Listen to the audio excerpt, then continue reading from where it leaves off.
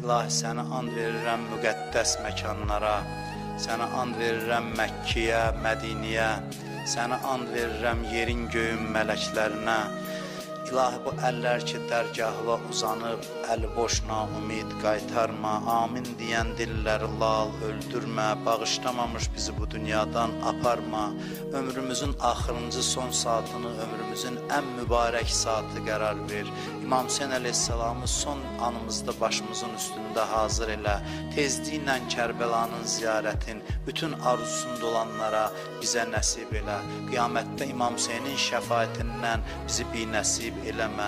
İlahi, verdiyin neymətləri əlimizdən alma, bizi neymətlərin qədrini bilməyə, şükrünü yerinə yetirməyə müvəffəq elə.